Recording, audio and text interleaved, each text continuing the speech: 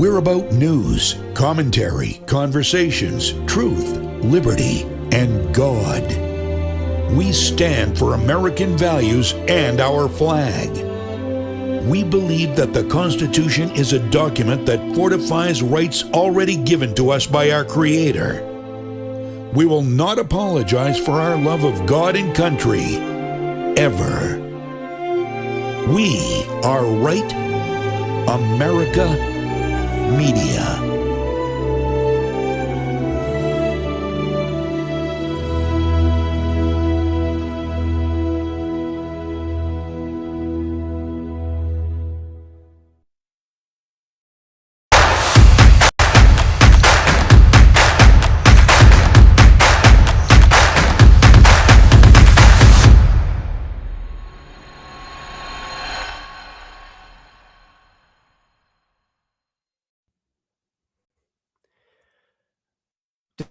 Name Michael Brown ring a bell to anybody? Michael Brown. Remember Hands Up, Don't Shoot? Under the Obama administration? Because that's what we're witnessing right now with this Renee Good story. You know, Michael Brown, he assaulted a cop through the driver's side window of the vehicle. He tried to take the cop's gun after assaulting the cop, and the cop shot him in self-defense. And the left's anthem was Hands Up, Don't Shoot. And it turned out that that was a lie, a complete fabrication. And when the truth came out about what actually happened on that day, it did nothing to persuade the left to abandon their lie, to admit that they had been wrong. Let me say this too. I think that pretty much universally now in the United States of America, we realize the Iraq War was a complete and total disaster, and it was a mistake. And what was the premise, the predicate under which George W. Bush and the United States invaded Iraq? It was weapons of mass destruction, right? WMDs.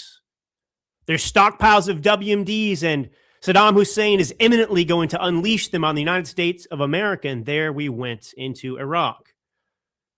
The only problem was what? A year or so after the invasion, if not less, there were no WMDs. The U.S. government was forced to acknowledge that they were wrong. They didn't exist. There are absolutely disastrous consequences for waging wars under false predicates. And that is what the left is doing right now. Their entire war against the Trump administration, against ICE, against Charlie Kirk, it's all based on an underlying series of lies. Renee Good, we have plenty, ample of evidence now. It is indisputable what happened. And yet, a leftist can even watch the video of what happened. They can be confronted with all of the facts and still refuse to acknowledge the truth. Because at the end of the day, they don't care about the truth.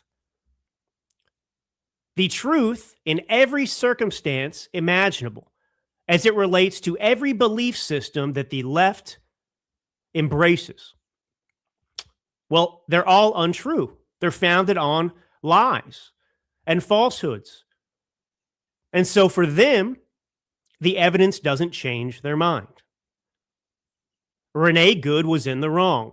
It's tragic that she died, but she was in the wrong. She and her wife put themselves and her in that circumstance, and they brought it upon themselves. And yet this does nothing to change the narrative of leftists who are still out there using this incident to try and create social upheaval and unrest in the United States of America. And it's a intifada being run mainly by a bunch of Karens. And I'll play a clip in just a minute that shows you that.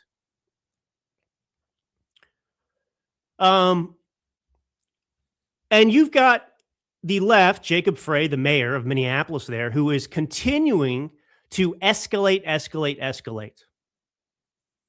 I want you to listen to what he had to say here on this podcast. You're basically asking, can our cops arrest them? Yeah. From a legal perspective, yes. From a practical perspective, to state the reality, yeah, it does get kind of hard when they drastically outnumber us and they have bigger guns than we do. It does. And here's the thing. We don't want to create warfare in the street. We want to keep our communities safe. We're trying our very best to do that. So nobody, our police officers, ICE agents, civilians, nobody can act illegally. Nobody can. And so we're trying to find the best way to prevent these ICE agents from acting illegally while not causing a fire. So this dummy, for lack of a better word, is operating under the pretense, of course, that the protesters who are violating the law, blocking traffic, blocking streets, Renee Good was sitting in her car, dancing as she honked her horn to incite a problem, to capture it on video, because she is an infatada, was an infatada Karen herself. She was blocking traffic. And I just want to play this video for you all because it's available for everyone to see. And it proves beyond a shadow of a doubt that that car was headed towards the cop to run him over. Watch this video.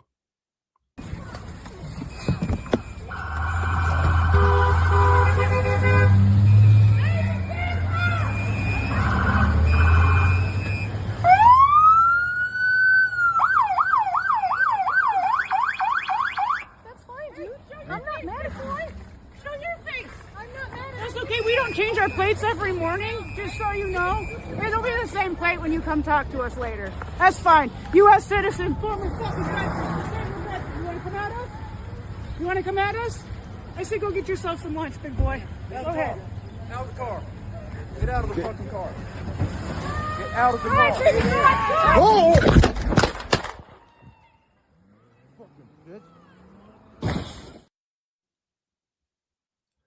There you have it. Indisputable body cam footage that the car, in fact, did hit the officer, that it was headed straight towards him when he fired the shot. And yet, no amount of evidence that you can present the left with is going to change their mind, because the objective, they are exploiting a tragedy of their own creation to incite violence across this country. And these ICE operations, they are about one thing and one thing only. The ICE protests, are about one thing and one thing only. The ICE operation is about getting criminals out of this country. But the ICE protesters, they're there, and the Democrats are supporting these protests because they don't want any illegals to be deported from this country.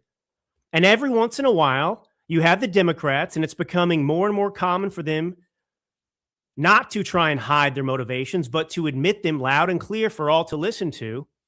It's becoming more frequent. And I've got an example of that here.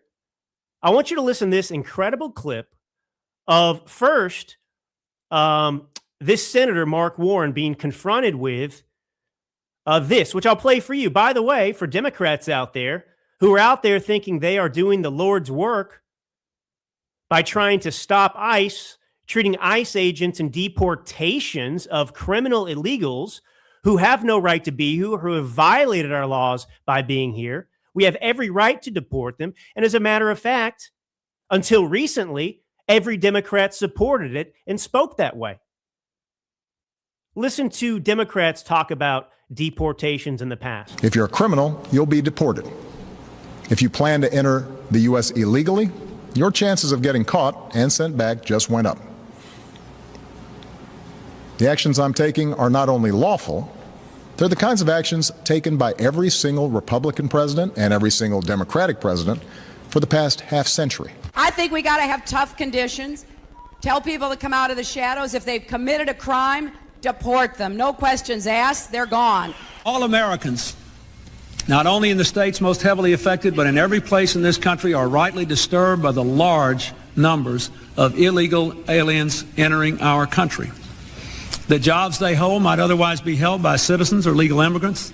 The public service they use impose burdens on our taxpayers. So this is a very damning clip to play for leftists today, because it exposes them and demonstrates that they are not ruled by any set of principles whatsoever. For them, it's all about power. So we know, as a matter of fact, that it is unlawful for illegals to be here. We know that it is lawful for this country, a sovereign nation, to deport these illegals who are in this country. You just heard two Democrats, before I cut the clip short, Bill Clinton and Barack Hussein Obama, both saying these very things. And yet the Democrat Party today, at present, and the left, where are they on the issue? They have completely changed their tune, because suddenly these illegals are needed to protect the Democrat Party's political power. And therefore, suddenly, the left is abandoning any semblance of principle and adopting a new position that is contradictory to the rule of law and the position they held just a few short years ago. That is who the left is, and that's why they're so dangerous. Moral relativism. They will justify anything. They will change any position if it means securing political power and victory for themselves. So now listen to Senator Mark Warner admit it. Now, I know Trump has deported or sent back 350, 400,000 people. Barack Obama, your guy, as you called Trump, my guy, it was 5 million. It was 5 million over 8 years. Now we're at 350,000. What changed with Democrats on it? I know Biden let in 12 million. Is it about votes? Why didn't these people... Why isn't it a crime to be here? Not that they haven't committed a crime. The border being as open as it was under Biden was one of the reasons Trump got elected. But the idea... So you're glad it's closed now? Do I think we ought to not have a fully open border? Absolutely. I've said that all along. So with the 12 million that came in, what do we do? The question I have for you is closing the border versus sending out ICE agents across the country to randomly pick up people based on quotas that have committed no crime. How did Obama deport 5 million? Done at the border. I think it was a lot of that was done at the border. They were sent back. And the truth is, I don't think the American people signed up for this, where you see people who are working. There ought to be a path towards legality. We've worked on that. We've screwed that up. Immigration reform for years. Listen to these people. Yeah, we let in, 10 to 20 million illegals over the last 4 years, but now we got to get them citizenship. We can't deport these people. This is wrong. They're hardworking, illegal immigrants. We can't do that. What kind of logic is that? How does that abide by the Constitution or the rule of law? It doesn't. They're trying to game the system. They're trying to pull the wool over your eyes. Here's another clip of Chucky Schumer talking about the same thing and what their objective has always been. It's replacement theory, by the way, replacing American voters with illegals because their policies are so disastrous, and it's so obvious when they talk and all the actions they take. They don't care about the American people. They're sick of you. They don't want you complaining about their policies hurting your life. They want you to shut up and move over. And if you're not gonna keep supporting their disastrous policies, if you're going to wake up and abandon the Democrat Party, well, they can't abide that because they demand your obedience. They don't want to earn your vote. They just think you have to give them their vote. And that people are stupid enough to go with this, Trump is Hitler, Trump is Mussolini forever, and they're going to keep winning elections. They're going to assassinate Charlie Kirk and think nobody's going to pay attention and say there's something wrong with the left in this country. No, those people, that's fine. How are they going to address this? Are they going to change their policies to help the American people so that they earn your vote? No, they're just going to import illegals and try and get them amnesty and citizenship as fast as they can so they don't need you anymore. The only way we're going to have a great future in America is if we welcome and embrace immigrants, the dreamers and all of them, because our ultimate goal is to help the dreamers but get a path to citizenship for all 11 million or however many undocumented there are here. Unbelievable. Our objective is to get citizenship to 11 million or however many people. And they're talking about the Dreamers, and the Dreamers was never the point. These children of immigrants who came here, and it wasn't their fault. Now they want it for all these people. And by the way, if you're a leftist and Democrat out there, and you're out there fighting ICE like they're the enemy, not only are you wrong, but you're actually defending the worst criminals that have come into this country illegal. That's whose side you're on. Listen to this. So this Minnesota ICE operation, we're just arresting, hardworking people. Well, the ICE that sent over 2,000 officers into Minneapolis in the last week alone, well, here's a list of some of the people they rounded up and arrested. Sridorn Pavan, a Laotian, as in Laos, the country, national convicted of strong-arm sodomy of a boy and strong-arm sodomy of a girl, as well as another aggravated sex offense, 9 counts of larceny, 4 counts of fraud, and a spate of other burglary, drug, and theft offenses. Here's another one they rounded up. Tao Vang, another criminal illegal alien from Laos who has been convicted of sexual assault and sodomy of a girl under the age of 13 and procuring a child for prostitution. Chong Vu, also from Laos. Wow, boy, we got to open up more immigration from Laos. These sounds like great people coming here. We want more Laos people here. Lousy Laos, that's what these people are. Stay in Laos.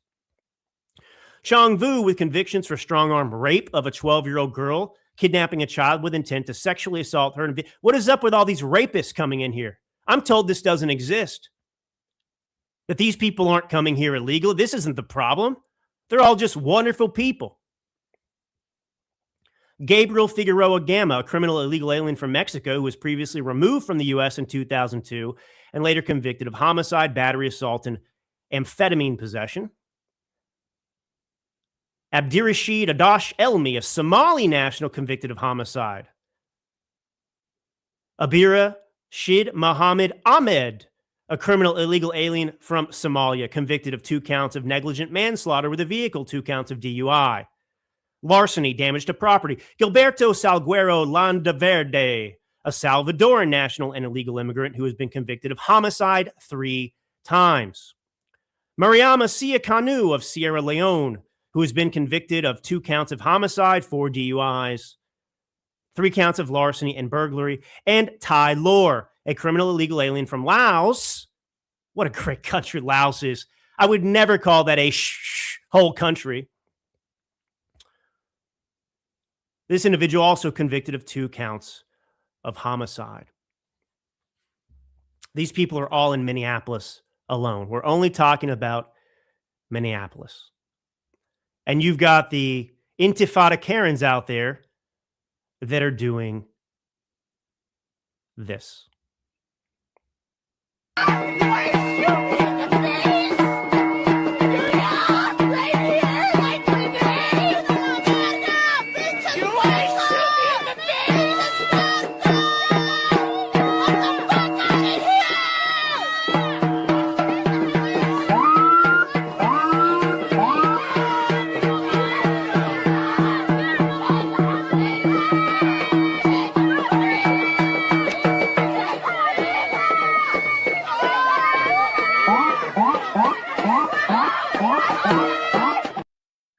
Imagine being a Democrat, a leftist, and watching those Intifada Karens banging their drums and screaming like the deranged lunatics that they obviously are, and saying, yeah, those are my people.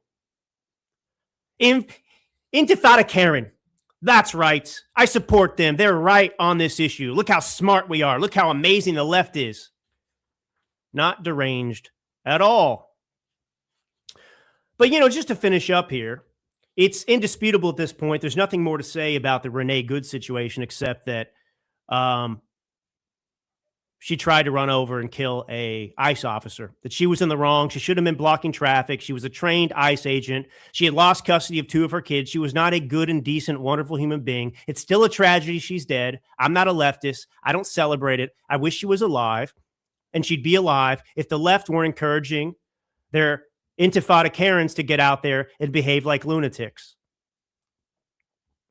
But here's Steve Kerr doubling down on the lie despite everything I just told you. Well, I'm glad that the Timberwolves, recognized, her life and the tragic nature of her death. And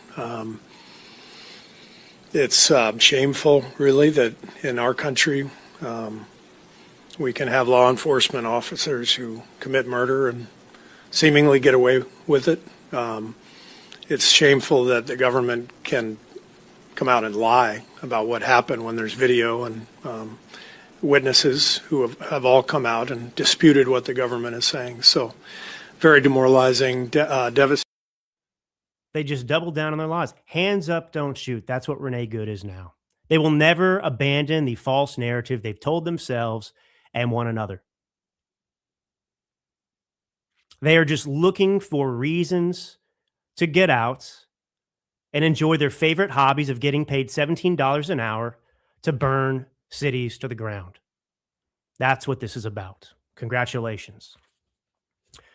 All right, why do 3 billionaires, 4 major banks, and a legendary 72-year-old investor have in common? They're all making the same shocking prediction: gold is headed for $10,000 or more. Goldman Sachs says gold will surge 20%, JP Morgan says 25%, and one respected economist now believes the U.S. government could deliberately raise gold's official price to help pay off the national debt. And the world's wealthiest players are already making their move. Now you can see exactly what they're seeing for free. Our friends at American Alternative Assets just released a powerful new report, The Surprising Case for $10,000 Gold. It breaks down the hidden signals, the central bank gold buying spree, and how smart Americans are protecting their retirement with gold right now. Go to cloutgold.com to download it for free, or you can call 855-803-GOLD. That's cloutgold.com or 855-803-GOLD. Don't wait. The window is closing fast. So I want to get into Powell, speaking of gold, speaking of economic issues. If you don't know, the chairman of the Fed, Jerome Powell, is under fire right now. He's facing the heat. And, the question is, is this an example of, a left-wing tactic to intimidate, the political opposition or someone you don't like? Is that what Trump's up to, et cetera, et cetera? But I want to start with explaining Jerome Powell here. I mean, the root of the issue is that Donald Trump and him have been fighting actually since 2017, when Jerome Powell was first the chairman of the Federal Reserve under Trump during his first administration. And they were fighting even back then. And so they are certainly not on friendly terms. But the issue here is Fed Chairman Powell's handling, or frankly mishandling, of his role at the Fed. Now, this isn't a conversation yet about, whether we, should abolish the Fed or not. Right now, it's just an analysis of what the current situation is. So first off, Jerome Powell is one of the worst Fed chairmen in my lifetime. That's an indisputable fact. And I want to show you what I mean. This guy under the Biden autopin regime bought into the lie that inflation was transitory, that it was temporary back in 2021. Now, most everyone out there, even listening to this show, now you don't have the bona fides that Jerome Powell does. You're not the Fed chair. And yet I bet you knew that inflation under the Biden regime was not going to be transitory and temporary, a passing fad that we were just going to overcome all of a sudden, that it wasn't a big deal. But Jerome Powell somehow couldn't see it. He couldn't see it. As a matter of fact, listen to him in February 2021. Inflation is a process that gets going over a period of years, and we don't think and we're committed to the idea that it will not become a persistent thing. It is ultimately the credibility of the Fed and our commitment to our price stability mandate that holds inflation where it is. We haven't changed that. Wow. So why would we have any confidence in Jerome Powell after he botched that in such a big way? Honestly, if the guy had any self-respect whatsoever, he would have resigned long ago. And by the way, it's funny, Jerome's got this talking point out there now about how, he's not political and the Fed is so independent. And that's such baloney. He's totally political. One of the most political I've seen. So anyway, he was late to raise interest rates when we were facing what would become crushing inflation under the Biden regime. And now he's late to lower interest rates as inflation has shown that it has stabilized. And that's not the only thing Powell got wrong. Powell got the tariff situation wrong. Donald Trump's tariffs have not worsened inflation whatsoever. But that was Jerome Powell's theory in the early days of Trump just beginning to talk about his tariffs when he came into office. So he is 0 for 2 right now. And he's 0 for 3 if you consider that he still is dragging his feet to lower inflation so that you can maybe buy a home to help the hardworking people in this country. So I'm going to play this video message and then I'll explain exactly what's going on. Jerome Powell is in trouble because he is alleged to have lied to Congress about the extensive renovations taking place at the Federal Reserve building. And we will use facts and you can deduce for yourself if he should be in trouble or not. Here's his video message coming out playing the victim. Good evening. On Friday, the Department of Justice served the Federal Reserve with grand jury subpoenas, threatening a criminal indictment related to my testimony before the Senate Banking Committee last June. That testimony concerned in part a multi-year project to renovate historic Federal Reserve office buildings. I have deep respect for the rule of law and for accountability in our democracy. No one, certainly not the chair of the Federal Reserve, is above the law. But this unprecedented action should be seen in the broader context of the administration's threats and ongoing pressure. This new threat is not about my testimony last June or about the renovation of the Federal Reserve buildings. It is not about Congress's oversight role. The Fed, through testimony and other public disclosures, made every effort to keep Congress informed about the renovation project. Okay. So this guy is saying, he made every effort to keep Congress and everyone informed. And of course, the people that always talk about accountability like this never want to be held accountable themselves. Now, first and foremost, I'll just pull up this headline so you can see. I always bring the receipts, baby. The Millennial Minister of Truth. So here's a Reuters headline from 2025, June 25th of last year. Powell calls reports of lavish Fed building renovations inaccurate. So what exactly did Powell say? He said, I quote, "There are no new water features, there's no beehives, and there's no roof terrace gardens." Well, that's interesting because I have at my fingertips here to show you the plans for the renovation. Look at these water features. 1, 2, 3, 4, 5, 6, 7, 8 water features being added and renovated, etc. What else does he say? No garden terraces? Well, my, what's a vegetated roof?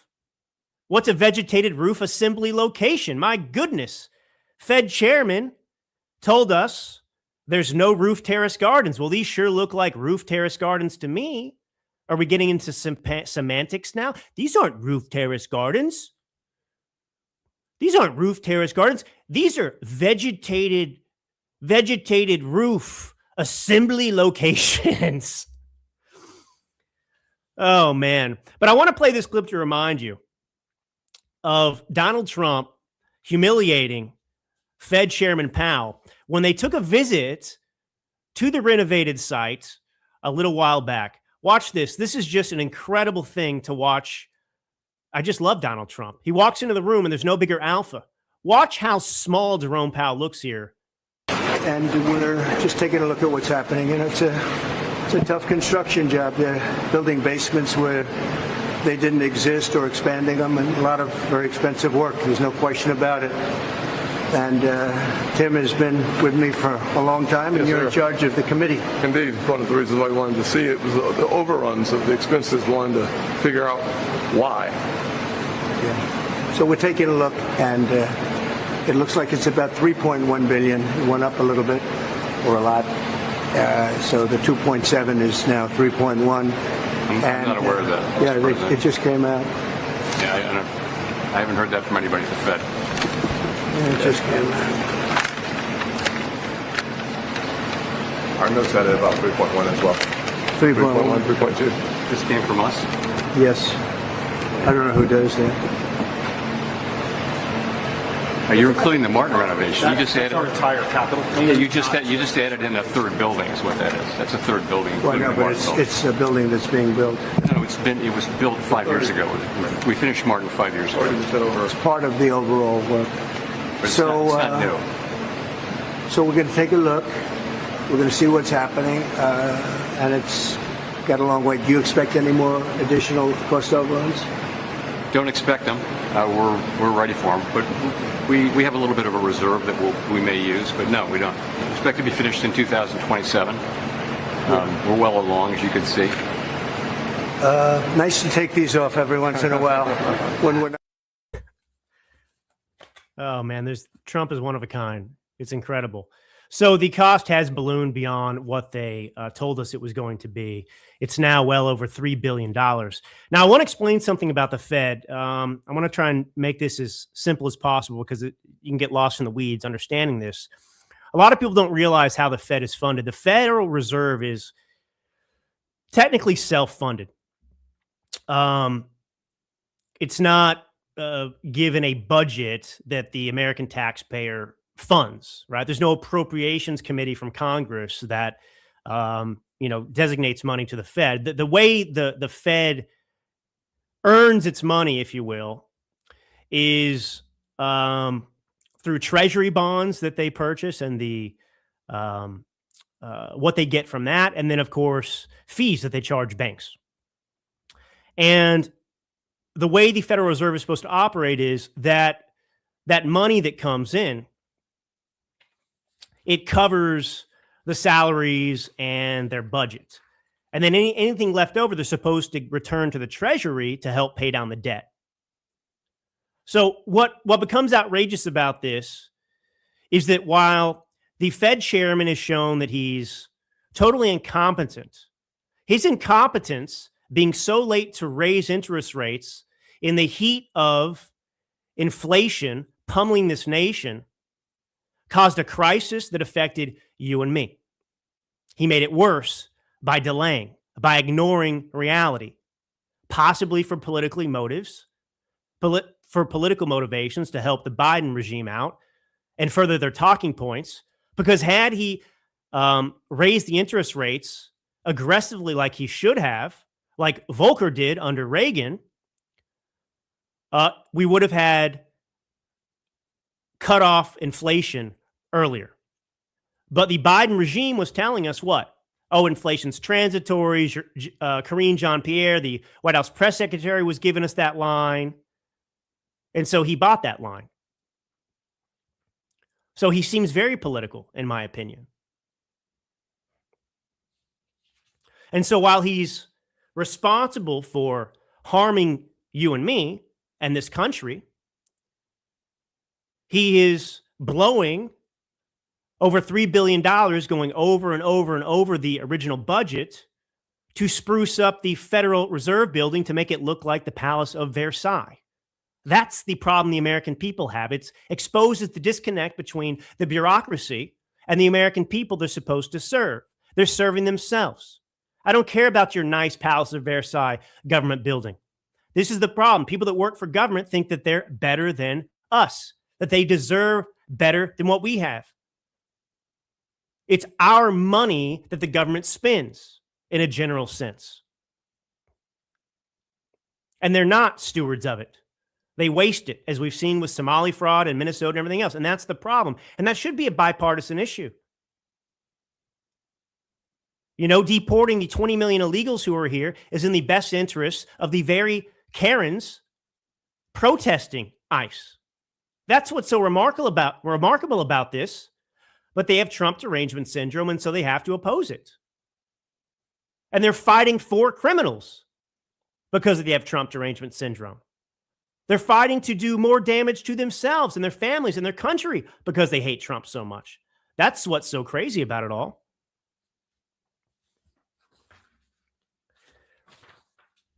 So I want to finish up with this. Let me just see if I had anything else I want to add there in my stuff. Oh, there you go. Fed's pal says high inflation temporary will wane. And this guy's still the Fed chair. This is what I'm talking about. I get it. This guy, you know, he was nominated and he was confirmed the most recent time under Joe Biden to serve his, 4-year term or whatever it is, as Fed chair. But why is there never accountability? You know, Donald Trump's been exactly right to point these things out once again. This guy's 0 for 3. He's shown that he's making, these are big mistakes, folks. The inflation and the Fed rates. And somebody with the ability and power they're given that has these implications on the American people, they get things wrong 3 times and they still are in there and they're claiming to be victims. And if the accusation is that he misled Congress about the budget, well, I just told you what he said, and I showed you the building plans. Can you imagine being a Democrat and defending Jerome Powell, who was wrong about inflation, called it transitory? But you've got people who are defending that. You've got ICE rounding up these criminals who've committed acts of sodomy and murder. And you've got Democrats who are defending the sodomists and murderers. It's unbelievable, the broken nature of people's brains in this country. All right, so I want to get to Iran and just finish up here. Donald Trump's got them squirming and squealing a little bit. They want to meet. Donald Trump on Air Force One, I believe, told some reporters, well, we may have to act before that. But I just wanted to give you an update of what's going on in Iran. Iranian authorities have slaughtered more than 500 people in their crackdown thus far, this nationwide anti-regime uprising. My prayers are with the Iranian people who have lived under the monstrosity of theocratic oppression in that regime for too long. Images are showing these body bags piling up in Tehran. At least 496 protesters have been killed in the 2 weeks of unrest. And 10,600 people have been arrested. And of course, the fate of those arrested in this uprising, if the Ayatollah is allowed back into the country and they are able to hold on to power, will be their swift execution.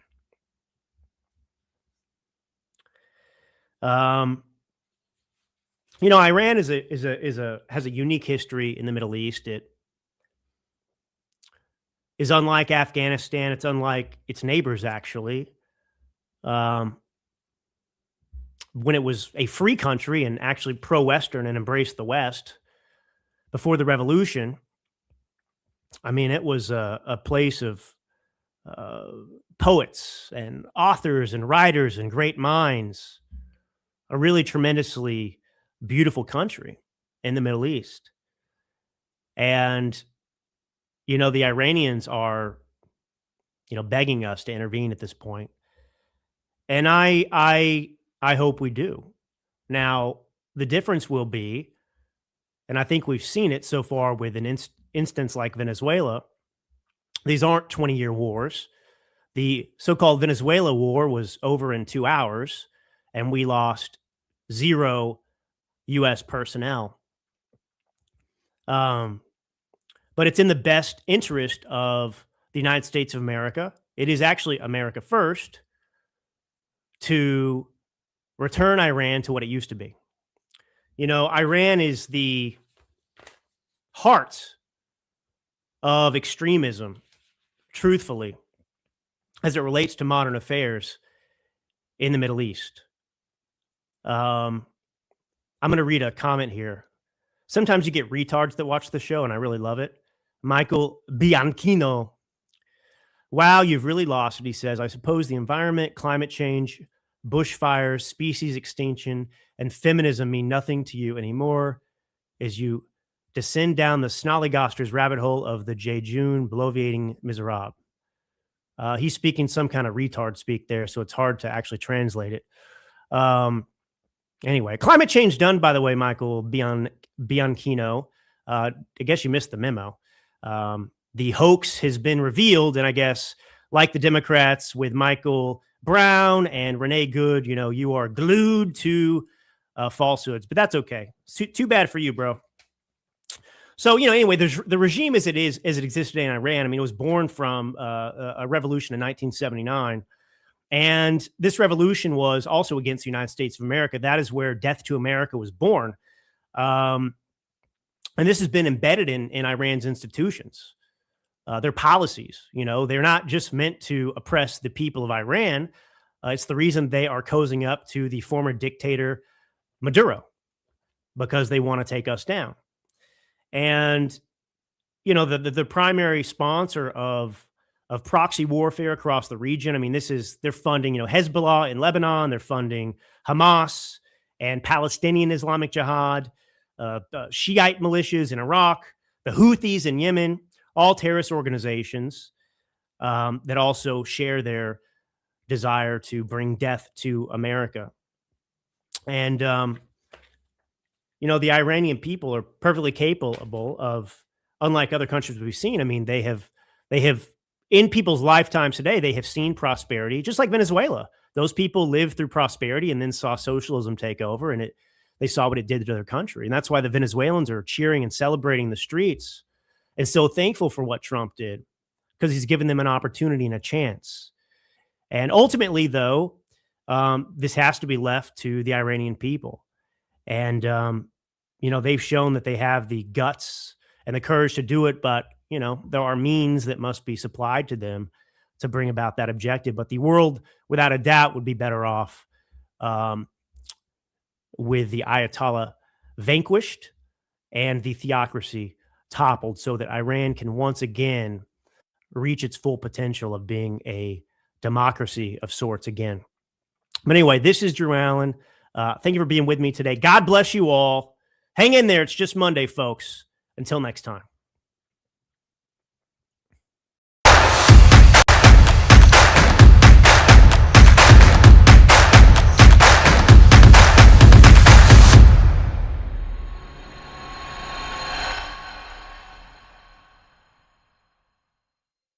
You know, I don't know anyone in the United States in the last 24 years who's been killed by radical Islam.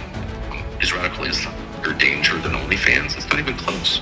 It was a lot of twisting the logic in order to fit a more appetizing narrative. So many leftists and so many progressives were pro-Palestine out of the gate. I just assumed that as a leftist that I should also be pro-Palestine, even if I don't know all of the facts. If a man commits a crime, do we kill his kids? I don't care if it's in Minneapolis or Gaza City. No, we don't. And if we do accidentally, we say, I am so sorry that we murdered someone who did nothing wrong, because it is murder. What is a greater threat to America? Is it radical Islam or is it Israel? Now, to some of us, this seems like a ridiculous question, because the old school thinking from the Republican conservative side of the aisle is obviously radical Islam. Israel is an ally, not a threat. But that is not the thinking that is spreading like wildfire in the conservative movement today. Today, there's a large faction of conservatives who say, no, the real threat is not radical Islam. That's like this minor, not that big of a deal. The real threat is Israel. Now, I want to dive into this, but we do 30-minute episodes here at Point of View Scriptura, and there's no way we can cover everything that needs to be talked about in 30 minutes. So this is going to be sort of like a little mini-series within this season of POVS, Point of View Scriptura, in case you missed that, because we're going to have to get into all of this. But let me introduce this by playing for you something that Tucker Carlson said recently. This is on the American Conservative podcast. I think that's the name of the podcast, the American Conservative. And he made the claim, an absolutely ridiculous claim, but his claim gets to the heart of this question, and the question isn't well, I'm going to try to answer it, but I don't want to say that, we should just jump onto one bandwagon or the other. We should think about it carefully. That's what we do here at Point of View Scriptura. We're not just saying everything conservative we're in on, everything Republican we're in on, we're going to follow what so-and-so says. What we really want to do is just take things that are being said in the news and in the media and compare them to the scriptures. So let me play you what Tucker said just recently. I don't know when you're watching this, but it wasn't that long ago when I recorded this, and we will we'll go from there. Here we go. PPUSA did a poll during AmFest, or I guess it was after AmFest, and they asked the audience, what they considered to be the greatest threat to America. And they did put radical Islam at number one. I'm wondering where you think those sentiments are coming from. I mean, I've heard you say before that this is an op and that we all know which foreign government it's actually coming from. Which government is it, and can you explain how that operation works? How is it, kind of lured into those? It comes from the Israeli government and its many defenders and informal employees in the United States, of course. And I guess I would just say if that was actually, I don't know how many people responded to the poll. I don't know who answered it.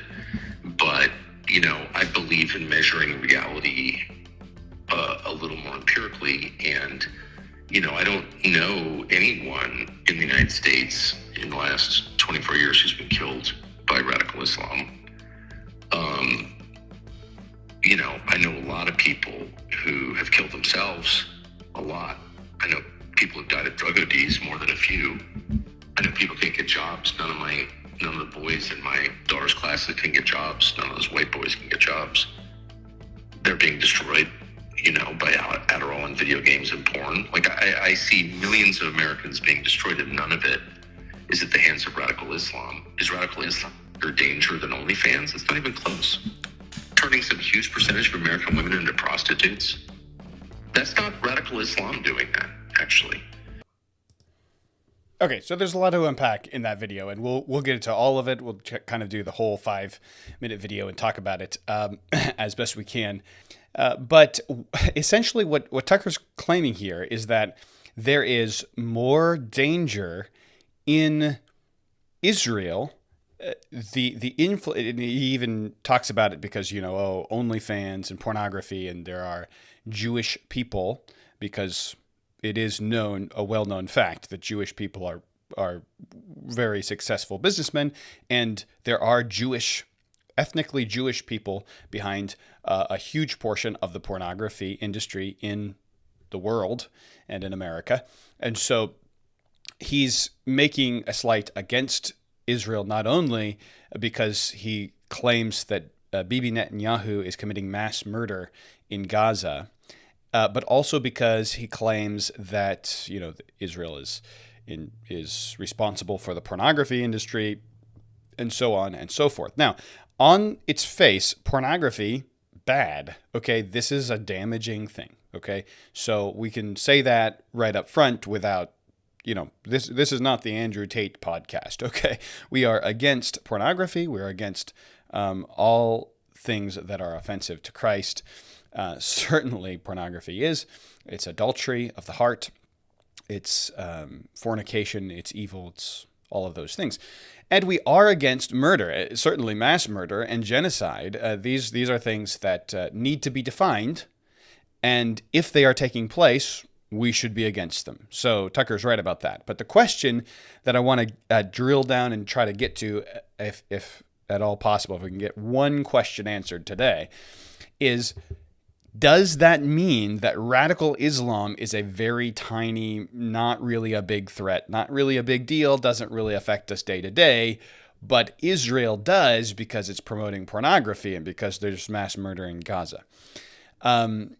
So that's a good question. That's something worth asking. I think the answer is obvious to me, but I do want to explain why the answer is obviously radical Islam is a huge, very important, major threat to everyday American citizens all the time. And I want to give you the answer and the logic and the reason and the facts for why I think that's obviously true. But let me just show you. I mean, you probably are aware that there's not just Tucker Carlson who's been pushing this line recently, but Candace Owens as well. I screenshotted a few of her tweets, pull them up here for you. This is December 26th, so these were all on the same day. Christian Zionism, that is, by the way, definition of Christian Zionism, I don't know if this is what Candace means, but usually you would learn the definition of a word before you use it as a journalist. The definition of Christian Zionism is Christians who believe that Jewish people belong in the land of Israel, that land belongs to them. Now, there's a lot of historical, geographical, there's a lot of scholarly reasons to just say that land should be theirs anyway, like taking out theology. But there are Jewish Zionists who, because of their Judaism, their faith in Judaism, they believe that the land belongs to Israel. And there are Christian Zionists, because of their Christian faith and the way they read the Bible, they believe that Israel belongs in the land of Israel. By the way, I would classify as a Christian Zionist. I do believe that God has given that land to Israel, even though there are times when they're out of it, eventually they will be in it. It's just that the great benefits of the land don't come until the Messiah returns, and the only Jewish people that go into the kingdom of the Messiah are those who receive Jesus as their Lord. So there's a little bit of nuance. I've talked about that in previous episodes, so we won't get back into that today, though. This subject might bring us back around to it eventually here in the next several episodes, so stick with me on that. But here's what Candace said. Christian Zionism, or the belief among Christians that Jewish people are given the land of Israel by God, is on its way out of America. You have the option to deny reality, but it will persist. Reality will persist. Well, reality will persist. This is a belief that Christians have held for hundreds of years. You could say that it goes back thousands of years, because Christians have always believed that God has a future for Israel, and many of them connected that with the land of Israel. So this is a very ancient Christian belief. So the idea that it's on the way out of America because reality is going to persist, and that little blip of time when Christian Zionism existed in America, that's really just not factually accurate. She also said this: no matter how hard the GOP, that's talking about the Republicans, try to make radical Islam the base, doesn't care about it. Radical Islam happen, the base doesn't care about it. We are way more concerned about Israel. So the base of the Republican Party, she says, the grassroots, the real, everyday people, we actually don't care about radical Islam. We care about Israel. That's what she says. You can deny reality and scream about Tucker, but the party can no longer be governed by those who refuse to acknowledge the Zionist elephant in the room. And again, she comments on that previous post. I'm just trying to spare you guys the inevitable $1 billion ISIS is coming digital campaign wherein a bunch of online influencers will suddenly pretend they are deeply concerned about the threat of radical Islam. Our concerns about the Middle East begin with the Israeli occupation of D.C. Hope this helps. So, everyone's going to all of a sudden think that, radical Islam is the main threat that we face, but really it's not that big of a deal, and radical Islam isn't the real threat. Israel is the real threat. Okay.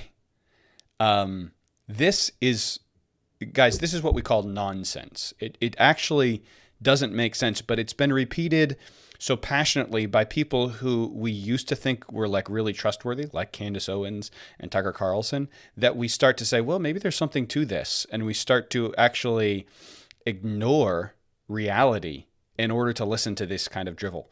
And I say that having carefully considered this. So let me lay out my argument for why this is drivel, why this is nonsense. And it is. It actually is nonsense. But I want to admit that I need to prove that to you. I can't just say that it's drivel and it's nonsense. So, okay, so you heard Tucker. We're going to break down what Tucker said. You heard what Candace said. I want to put out one more video here for you.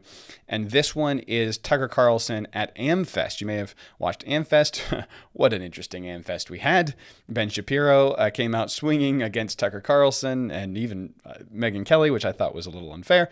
And but I really love Ben Shapiro, and I think he was right at least about Tucker Carlson. And then, of course, those both characters, Tucker Carlson and Megyn Kelly, were on at AmFest later, and so it was this whole very interesting thing.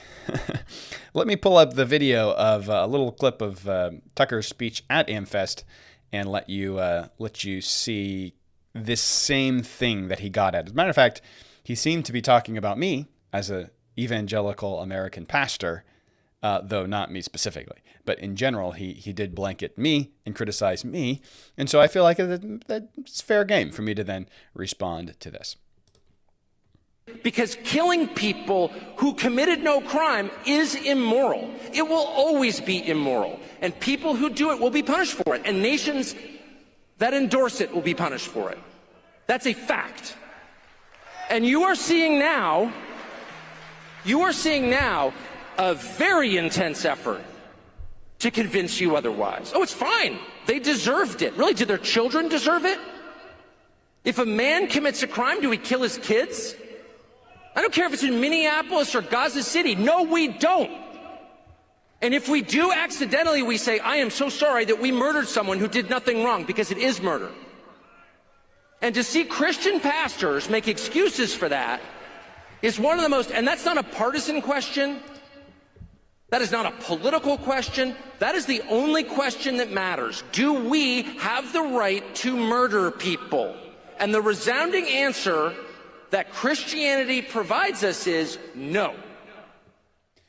Okay, so what he's saying then is that, again, he's saying that Israel's committing mass murder in Gaza, and we as Christians can't stand for this. We have to be against that. And this is all I'm saying. I'm not an anti-Semite. Now, I will agree with Tucker that he is not. I think we have to carefully use words. I think words have definitions, as as Ted Cruz so carefully reminded Tucker in that interview. Words have definitions, Tucker, and I'm talking about Israel. Israel's a nation. Nations exist. Anyway, if you watch the interview, you know what I'm talking about. But I do think we have to have definitions for words. Anti-Semitic is somebody who is against the ethnicity of Jewish people, right? Technically, anti-Semitic, the word means is you're against Middle Eastern people. All Semites would be, not just, it would be anti-Israel and anti-Palestinian. It would be all the Middle Easterners because they're Semitic. They're from the line of Shem in the Bible. That's where the word comes from. But let's set that aside.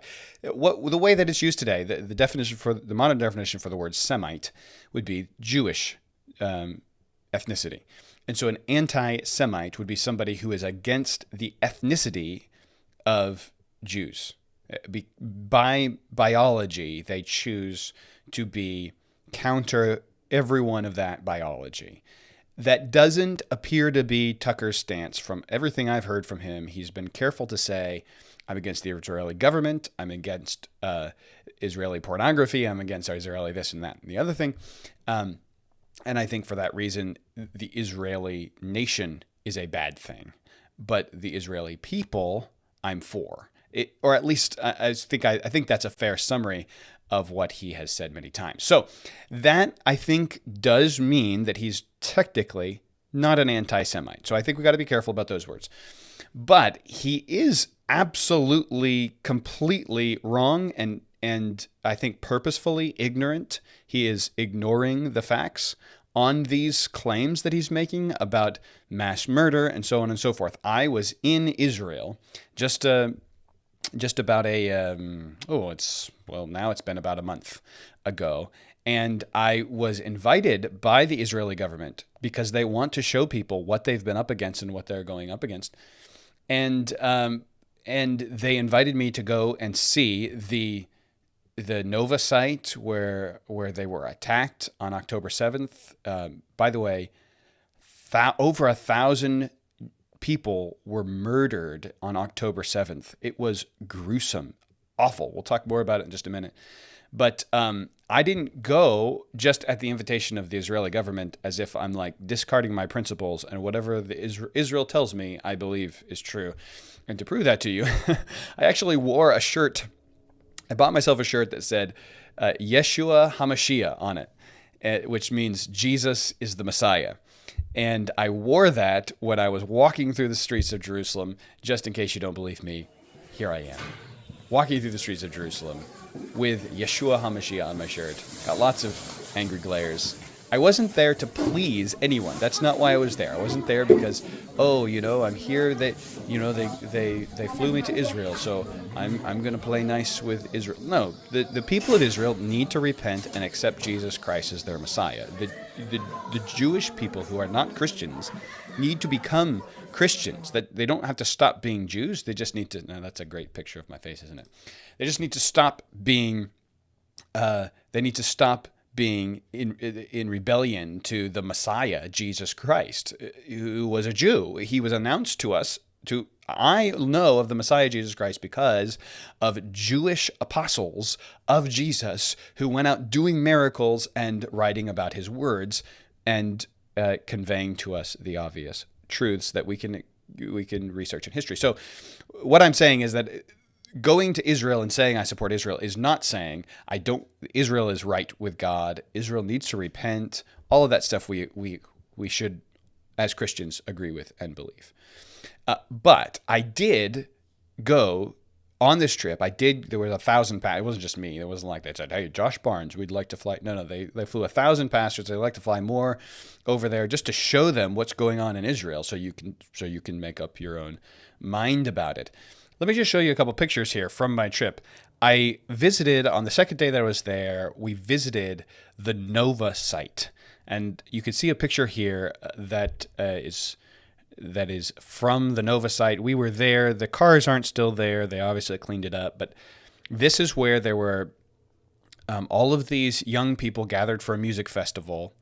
The Hamas terrorists broke through the barriers that the Israeli Defense Force has put up around Gaza, ran 2 miles across the fields of Israel in all directions, and many of them came to this music festival, and they just started killing everybody. They would throw grenades into cars. People would put up their hands and surrender. They'd just shoot them. They would chop off their heads, use their heads as soccer balls, and play soccer with them. This was absolutely horrendous to see this place.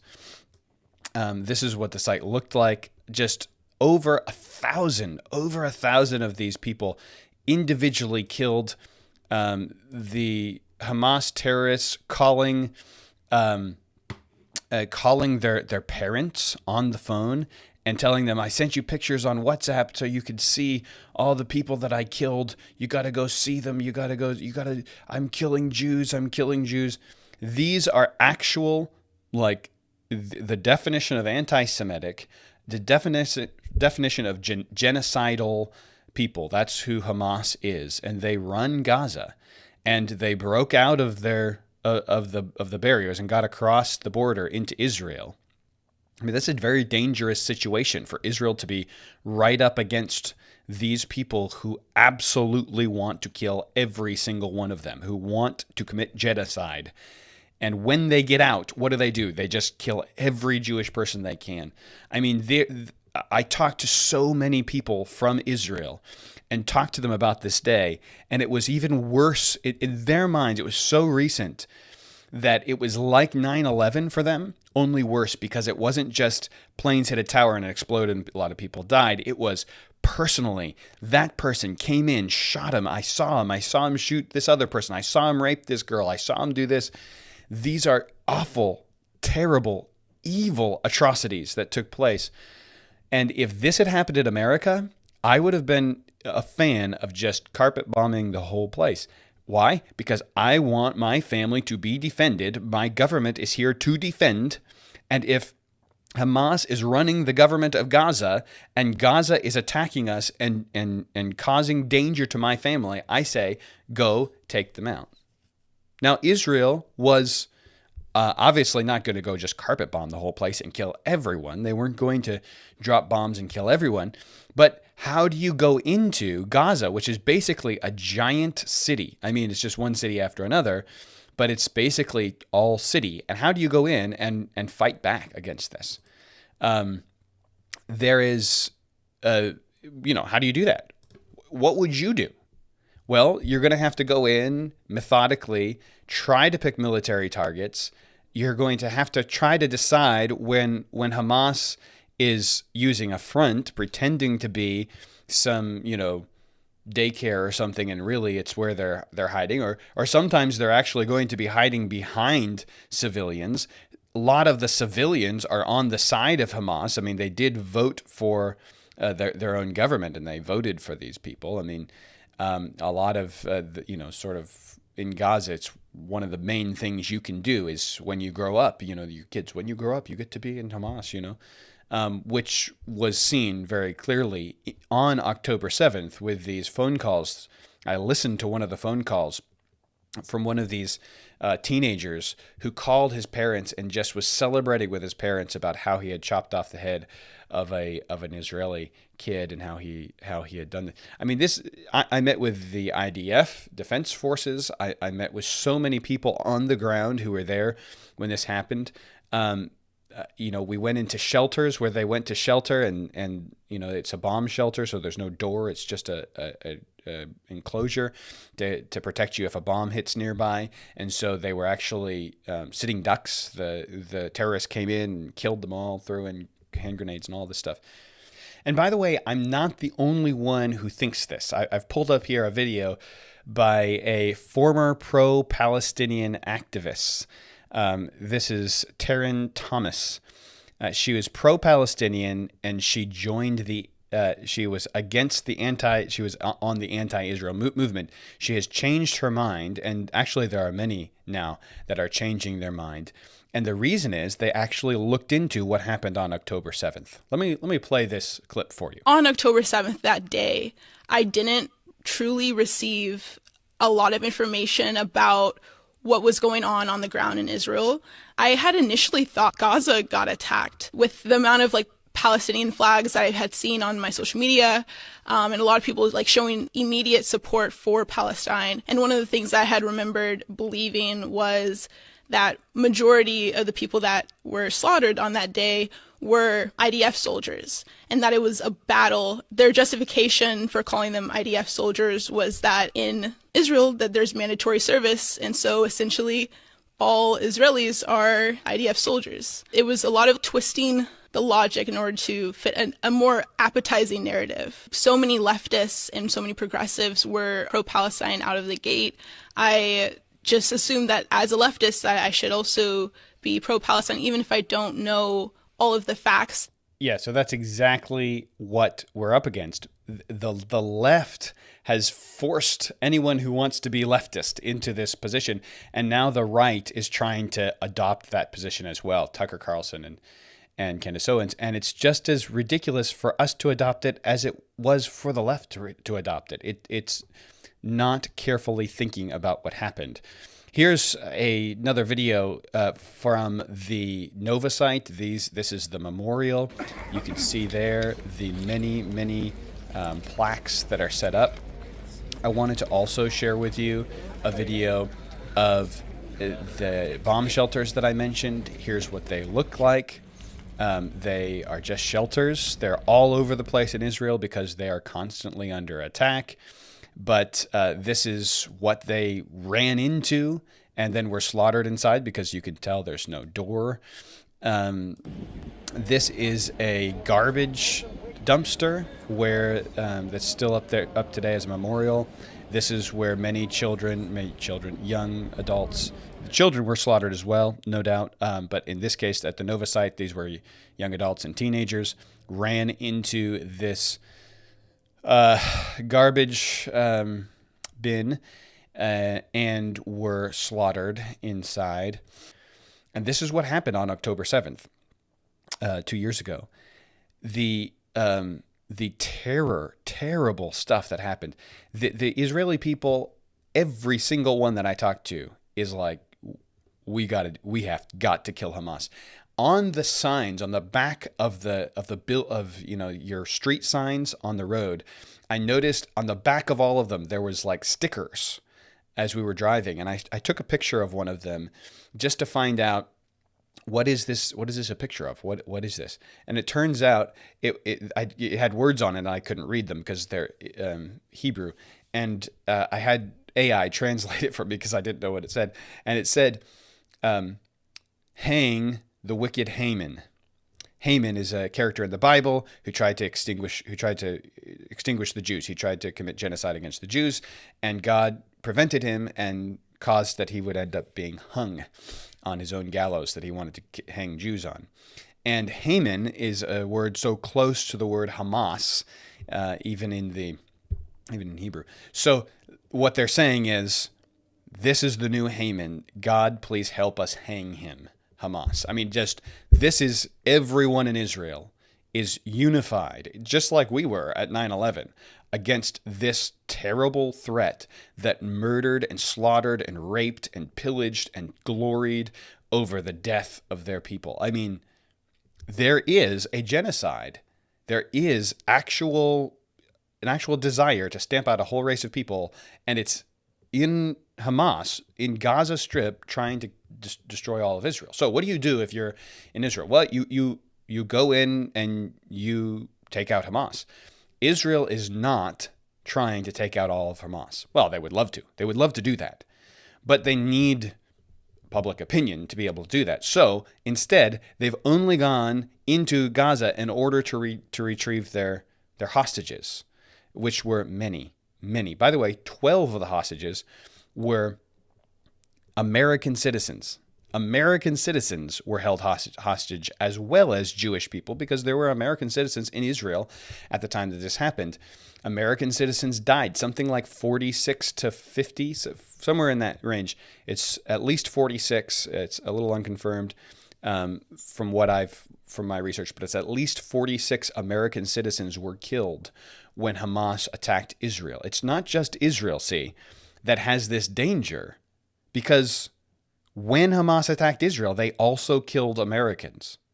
So you don't know of any radical Islamists that have killed Americans, Tucker Carlson? Yes. Yes, you have.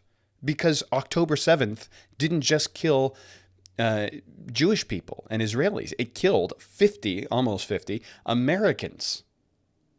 Okay, so that's all the time we have for today, but we are going to, in our next episode, join us next week for that. We're going to jump into every phrase that Tucker Carlson said, and we're going to break it down. Is Israel committing mass murder? Is it like they're so angry now against Hamas that they're now committing a mass murder? Is the government of Israel responsible for the pornography industry? Is Israel more of a threat than Islam?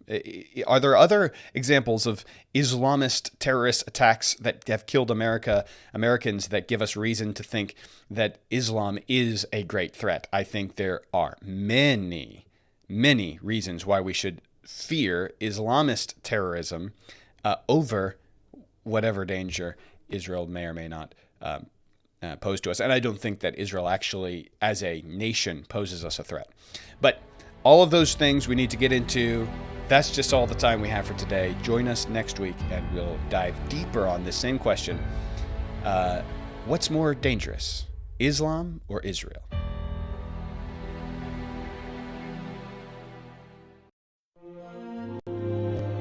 We're about news, commentary, conversations, truth, liberty, and God. We stand for American values and our flag. We believe that the Constitution is a document that fortifies rights already given to us by our Creator. We will not apologize for our love of God and country, ever. We are Right America Media.